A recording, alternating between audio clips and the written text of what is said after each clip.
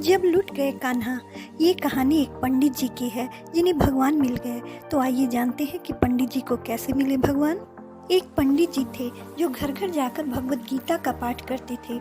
एक दिन उन्हें एक चोर ने पकड़ लिया और कहा, तेरे पास जो कुछ भी है मुझे दे दो। तब पंडित जी बोले कि बेटा, मेरे पास कुछ भी नहीं है। तुम एक काम करना, मैं यहीं पड़ोस के घर में जाकर भगवत गीता का पाठ करता हूँ। वो यजमान बहुत दानी लोग हैं। जब मैं कथा सुना रहा होऊंगा तुम उनके घर में जाकर चोरी कर लेना। चोर मान गया।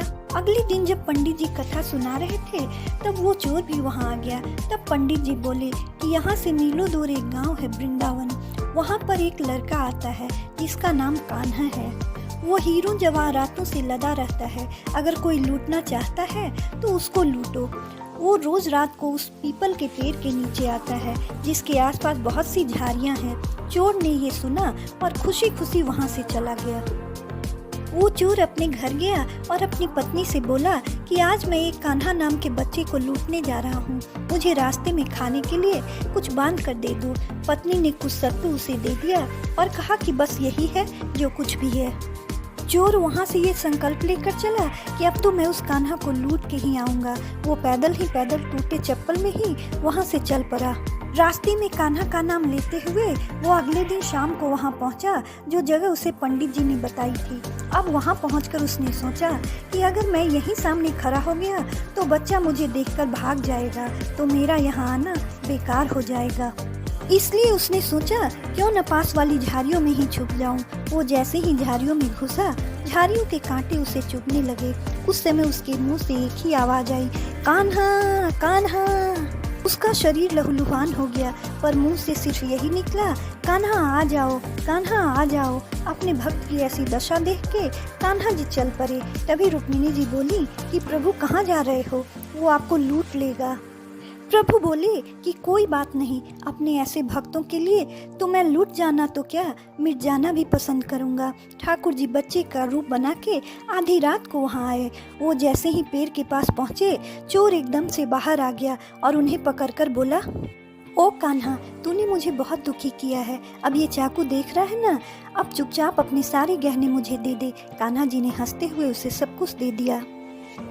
चोर हंसी खुशी अगले दिन अपने गांव में वापस पहुंचा। सबसे पहले उसी जगह गया जहां पर पंडित जी कथा सुना रहे थे। जितने भी गहने वो चोरी करके लाया था उसका आधा उसने पंडित जी के चरणों में रख दिया। जब पंडित जी ने पूछा कि ये क्या है, तब उसने कहा, आपने ही मुझे उस कान्हा का पता दिया था, मैं उसको लूट के आया हूँ और ये आपका हिस्सा है। पंडित जी ने सुना तो यकीन ही नहीं हुआ। वे बोले कि मैं इतने सालों से पंडिताई कर रहा हूँ, वो मुझे आज तक नहीं मिला। तुझ जैसे पापी को कान्हा कहाँ से मिल सकता है। चोर के बार बार कहने पर पंडित जी बोले कि चल मैं भी चलता हूँ तेरे साथ वहाँ पर, मुझे भी दिखा कि कान्हा कैसा दिखता है। और वो दोनों चल दिए। चोर ने पंडित जी को कहा कि आओ मेरे साथ यहाँ पे छुप जाओ। दोनों का शरीर लहूलुहान हो गया और मुंह से बस एक ही आवाज निकली, कान्हा कान्हा आ जाओ। ठीक मध्य रात्रि कान्हा जी बच्चे के रूप में फिर वहां आए। दोनों झाड़ियों से बाहर निकल आए।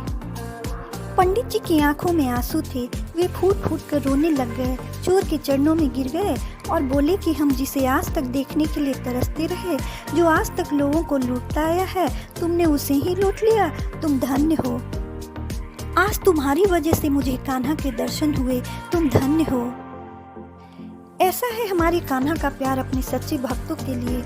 इससे यही सीख मिलती है कि अगर कोई उनकी सच्ची भक्ति करता है, उनसे सच्चा प्रेम करता है, तो वे उसकी सारी बाधाएं दूर कर देते हैं। अगर कोई उन्हें सच्चे दिल से पुकारता है तो वे दौड़े चले आते हैं। राधे राधे। अगर आपको ये वीडियो अच्छी लगी तो कृपया अपनी राय देना ना भूलें। Thank you. नमस्ते।